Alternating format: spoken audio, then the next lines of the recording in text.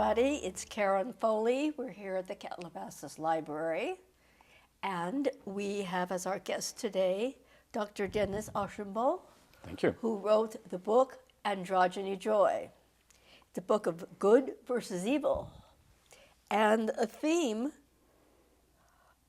of androgynous warriors, androgynous people. And androgyny has become quite big lately. Since I've read the book, I seem to pick up on not only fashion, hairstyles, and people. Yes. All the way back to Plato. So I found the book very fascinating and very timely. And it's a story. It's not only, you not only learn something from the book, it's a very, very well written and a good story about, as I mentioned, good versus evil, about relationships, about revolts, and one great big battle at the end. So tell us, what about your background? You live here in Calabasas. In Montanito. In Montanito. Background, traveled around a lot. My mom and dad were in the iron and steel business. My mom would iron and my dad would steel. No, that's not the case. Oh, this was a joke. Yeah. If I have to explain them, they don't work. I'm sorry. I was like, does this guy know he's funny? Yes, no, I've lived a lot of different places, and where were you born? Dayton, Ohio. I was there for 2 weeks. So that was my time in Detroit, 2 weeks. Okay, we lived. and so for there, then we started traveling to, wherever my folks finally settled.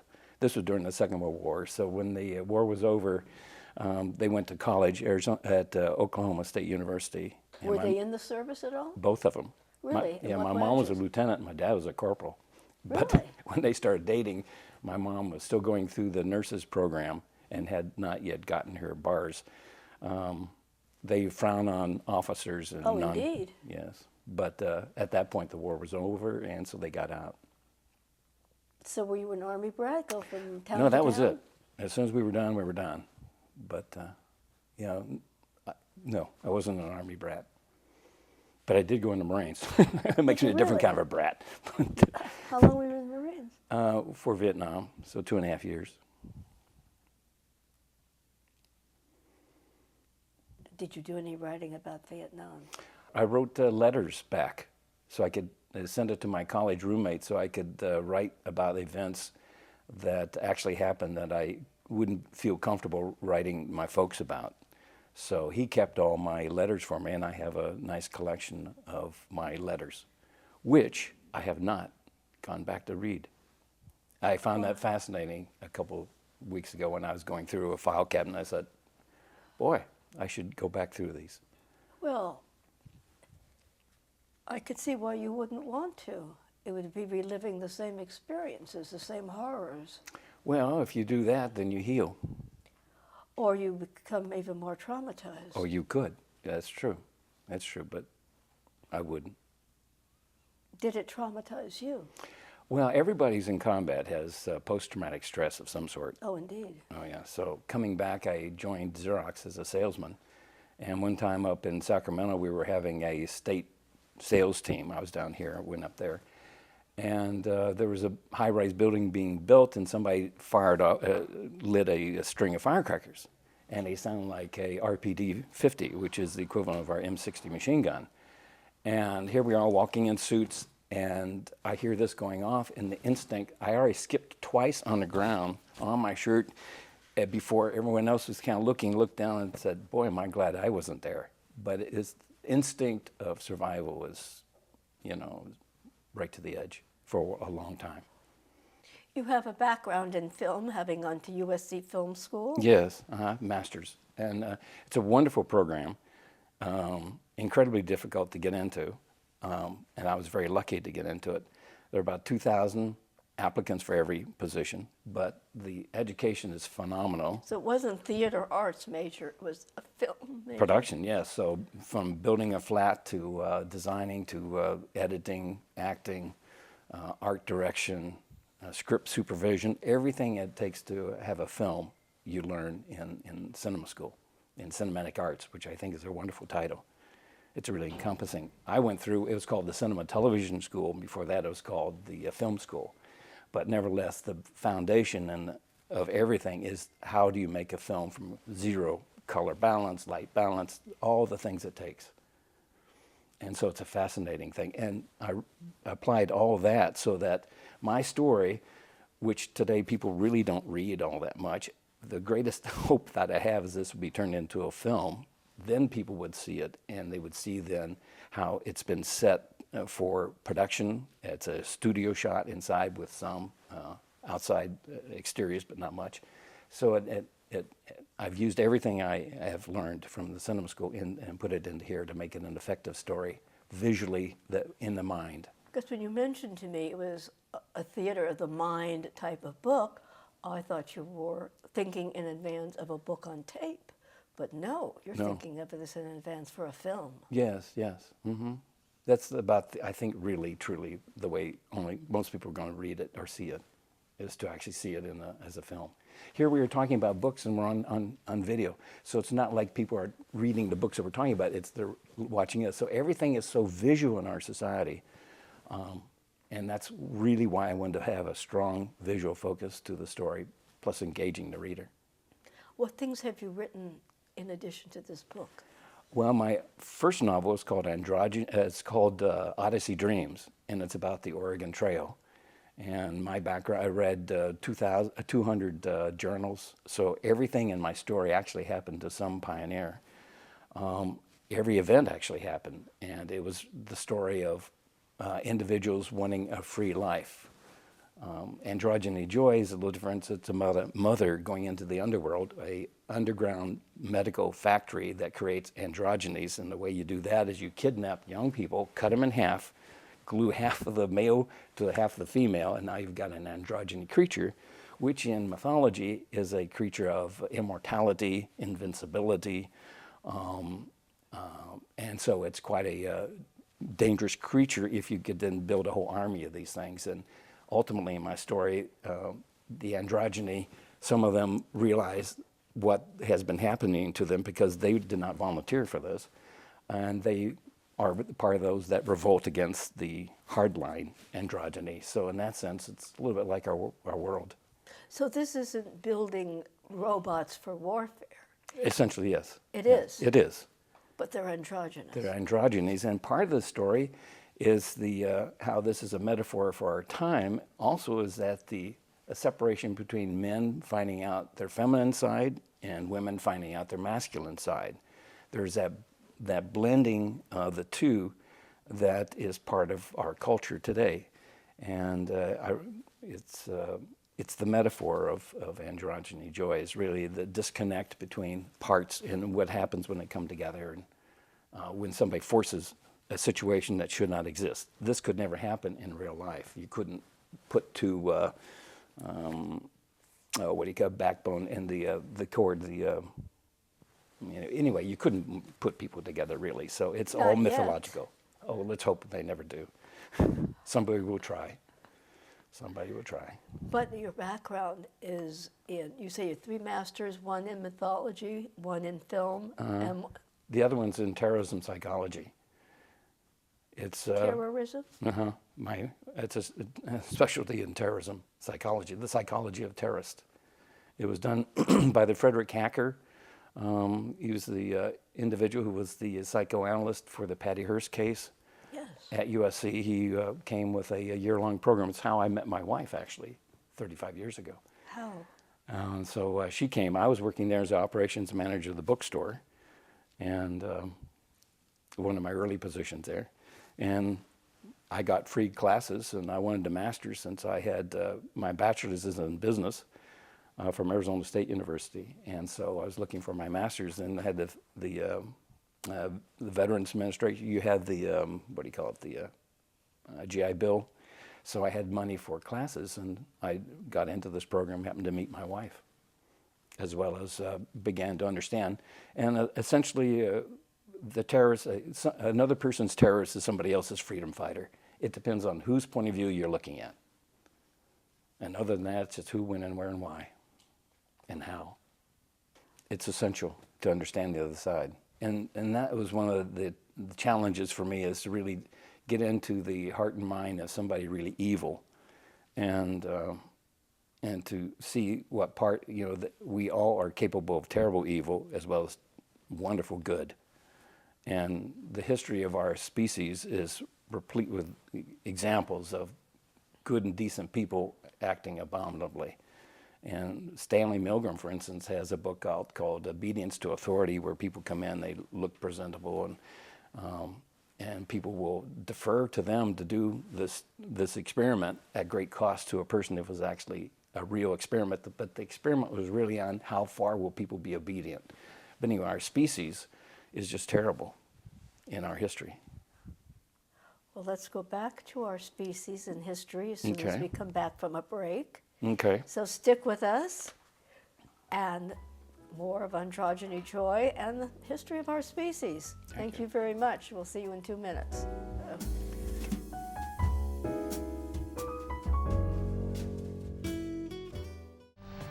Keep your family safe.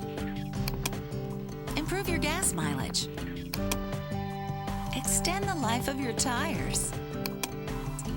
How do you do it? It's easy. Just check it. Your tire pressure, that is. Keeping your tires properly inflated protects the environment, gives you peace of mind, and saves you money for more important things. So just check it once a month. A message from Cal Recycle.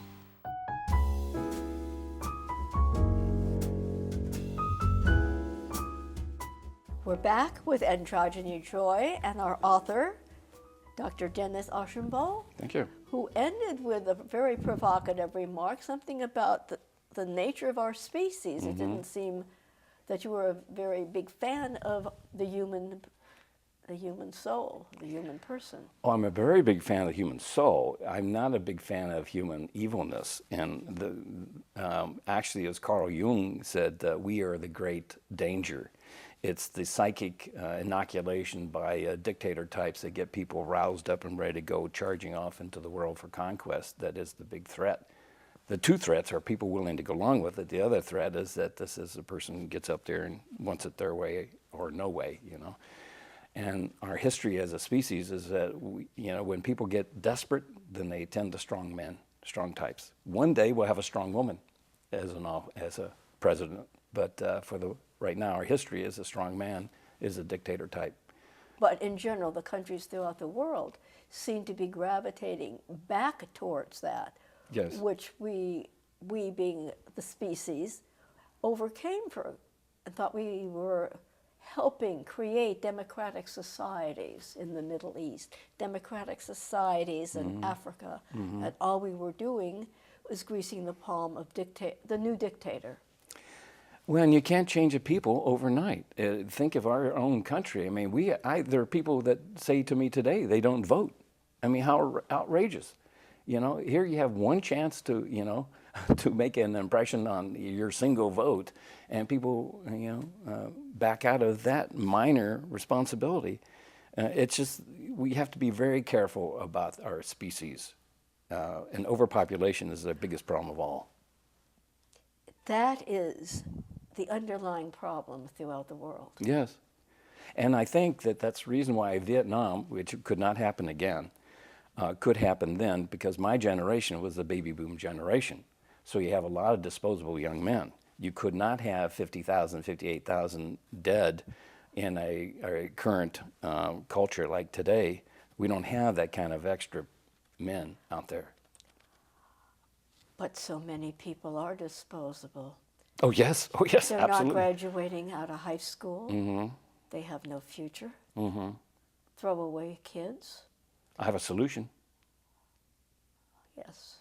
Go to my site, drden.com, and look up core work preferences. I've done over 5,000 interviews. I was a personnel administrator at USC in the Business Affairs Division. We ran the city of the university, so I interviewed a broad spectrum of people. And the people, if they really are floundering in life, go to my website, look under core work preferences. It's a free 9-page download, and it will help people focus on finding that dream job that will pay all the bills. not part of the bills, all the bills. And it's a way that I teach people to search for what their dream job is, and I take them to a point where they can understand. For instance, are you a night person or a day person? Do you like to work outside or inside? People relate to, are you a night person or a day person? They know. Well, when you understand that, if you've taken a job during the day, as I have when I teach my seminars, and people say, you know, I love what I do, but I hate my job. And I start talking to them, and they find out, well, I'm a night person, and I have to get up during the day, or vice versa. When we get out of cycle, we get out of tune with our own person, that's when whatever we do is never going to be enough. We're not addressing the key, important elements within our own life. So those who are disenfranchised, core work preferences, drden.com. But as you say before, you have to, well, as I'm thinking, you have to be almost an entrepreneur, because for every job, one gets accepted, thousands get rejected. Right, yes. Yes, and every resume is not you can't crank them out. Every resume has to be targeted to a specific job, which means you have to do the advanced work of finding out what the job requires. Do you have that in your life? If so, you put in priority what they most want up front, and you create a very specific resume. A blanket resume will do you no good at all. Well, there's no way we can stop the overpopulation, since the countries that are now forging ahead to be world dominant are encouraging, paying for, and proclamating, just forcing people by propaganda to have more and more and more and more children. Mm-hmm. Mm-hmm. And they're not being educated. Well, sounds like good cannon fodder to me. That's the disenfranchised, upset, angry young man who lives a meaningless life, no possibilities for a job or anything worthwhile. And they're the disposable people and that that's are the fighting disposable young man. as a child in various countries' armies. Yeah. Mm-hmm. Child warriors. Yeah. Mm-hmm. And women prostitution. Well, now you're back down to the evil of people. So part of androgyny joy is to deal with that core, to just show it for what it is, and hopefully the reader will side with my main character, Demeter, who's going into the underworld to rescue her daughter, Core, or otherwise known as Persephone, but as a typist, Core is a lot easier, K-O-R-E, than Persephone each time, and she does play an important role in this. So, and that, by the way, is a nature myth. Any god who dies and is reborn is a nature myth, essentially. As well as Demeter going to the underworld. Children would say, "Mommy, mommy, why does the sun go? Why does it get cold during the winter?" And Daddy died. How come it gets hot during the summer? Well, people make up stories. Well, this woman called Demeter, mother, had her daughter stolen, and she was taken in the underworld. And out of her rage, the mother, she says, "No more life ever." That's called winter. And now that my daughter comes out, for 6 months at a time, it's called summer. Well, that's a reality of our species that we see that, and now we make it into an identity. We make it into people taking those roles. So mythology, a lot of it is based on nature myths and just life around us. But all your creatures are named after gods.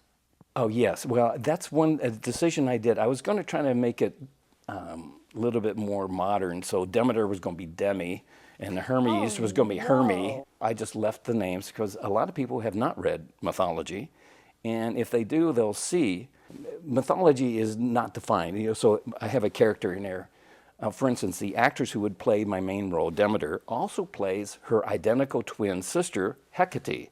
Well, Demeter is mother life, Hecate is mother death in mythology. Even though Carenier, for instance, an individual working with Carl Jung, would say that Hecate was a midwife, but he would also acknowledge that if she didn't obey Hecate, her birth was stopped and she died of this terrible childbirth thing. So the woman does have the evil side, and mostly Hecate is on the harder side of things. So my mythology was not as clear a memory as I had thought, and I went on the internet a lot to remind myself, who are these characters? And was I pretty much in resonance with everything? Oh, yeah. Okay, good. Oh, yes. Well, I was trying to, because a friend of mine who also got her doctorate at the same time I did had Hecate in her nursing book as a positive figure. And so I didn't want to challenge her on it, but I started looking around, and Hecate does have some protective quality for some individuals, but mostly not for mainstream people.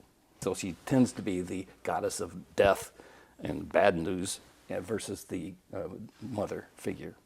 But both of them being identical find in the other themselves. So both of them have a character arc. The Demeter comes into where she realizes her evilness, and Hecate relates to Kor as the daughter of Demeter, and who's her niece, and does not know this, and then becomes, for some reason, infatuated with this young woman who has similar traits. And as we progress to the end of the story, Kor has this profound epiphany, and she's going to hear voices leading to the promised land if everyone will just follow her. And that, of course, in mythology is always the death or the beginning of a new adventure of disaster when somebody thinks they've heard the voices and they're good ones. But most of these characters have two sides to them. Hopefully. Actually, if you'll see the Emperor Yeah. reversed, I well, was that's gonna Beliar. But when you reverse a disaster card, there's possibilities. Yes, yeah, yeah. And the same when you have a wonderful card and it comes in reverse, There's something to better watch. watch out. Yeah, there's a caution. It may be the star, but in reverse you say, don't attach your wagon to someone else's star. Oh, that's good. You could be betrayed. Yeah, I like that. That's good. Yeah. So that's what I was doing along with reading. I said, well, mythology is Well, good. I'm alive glad. and other types of, It's important if you have a doctorate in mythology, you got him right. but it was just almost not a metaphor one for the other, but had its similarities. Hopefully. So you really do read tarot also, and you made your own deck?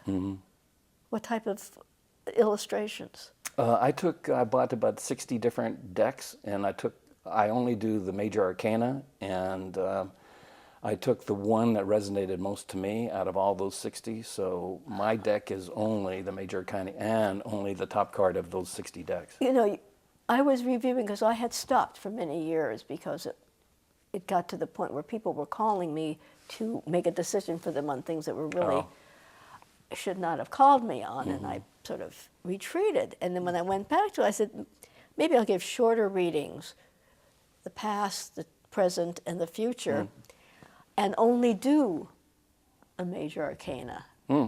So I'm not crazy, unless we both are crazy. Well, I think we're both crazy, actually.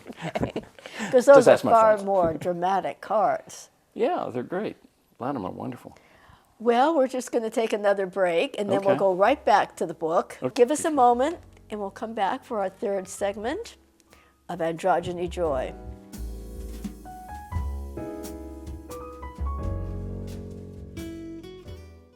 Global warming is a problem. Sound the alarm!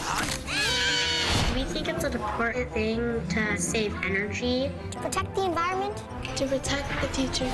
Every who in Whoville makes a difference. We need everyone! Together, we can all make a difference. Save energy with Energy Star, and then you can be. Part of the solution. Go to EnergyStar.gov/kids to see what else you can do.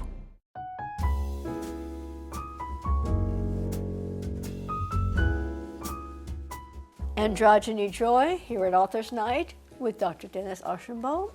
And we're dropping tarot, going back to the book itself. And as you mentioned before, it has its roots in ancient mythology, also to me, immortality. Immortality, yes, absolutely. Yeah, that's primary. That's the whole thing of Plato. That's even Rebirth. Yeah, well, it's just that it's Phoenix. It's a immortality. You know, Mythology is your special interest in life. it's one of them. One of them. It's the latest one. The latest one. Yeah. What group are you targeting? For whom did you write the book? People would like to read. Who do you envision picking up that book and saying, wow? Oh, well, this is a woman's story. It's really a story of a woman becoming the hero and doing all the things that guys could do, but in a way, in her particular case, the only way that a woman could do. Well, I'm sure you never have a dull moment in your life. I try not to. Who was Morgan? Oh, Morgan, I would like to, I tried to channel Morgan Freeman, actually, as my main, I'm saying to myself, I really don't know of any somebody from mythology named Morgan, unless don't. Celtic, early Celtic mythology will have a Morgan in it.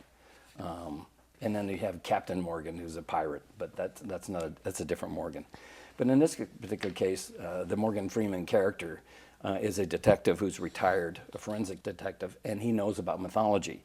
In my story, since in mythology shape-shifting is very important, Right. I have 3 shape-shifting. I have Morgan becomes a bat, Beliar becomes a owl, both of them are from Brazil, and then Hermes becomes a serpent. And all 3 of those are major animal guides in mythology. Now, I had wanted you to read a favorite paragraph, but you seemed reluctant. I don't have a favorite. I try never to have any of my writing my favorite. I don't want to play favorites. It's got to serve the story. They won't know about it. Oh, that's okay. No, I can read a beginning paragraph. Okay. And then an ending paragraph. Okay. I'll do that. That would be wonderful. First paragraph. Our foreboding, cavernous night sky is seared black. Even the stars hide from the evil forces roaming at will and stalking the unwary to abduct. These are often snared at a retro club called Bottom Feeders, where their prey is savaged into frenzy by the hottest band.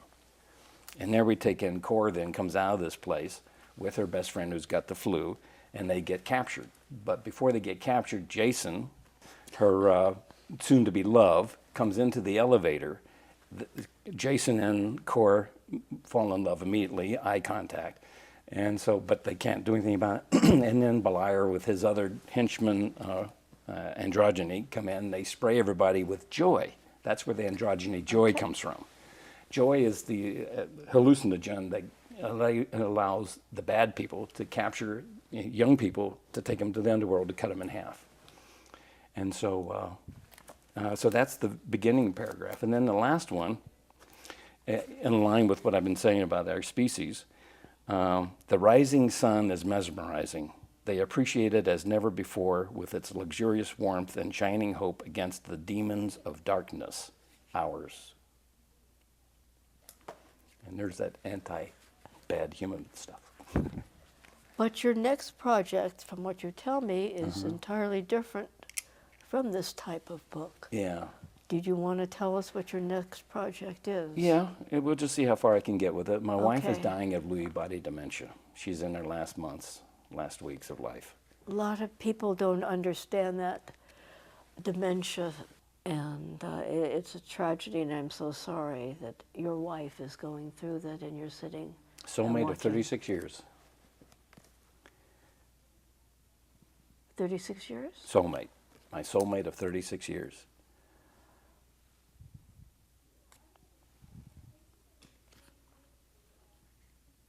There's nothing I can say.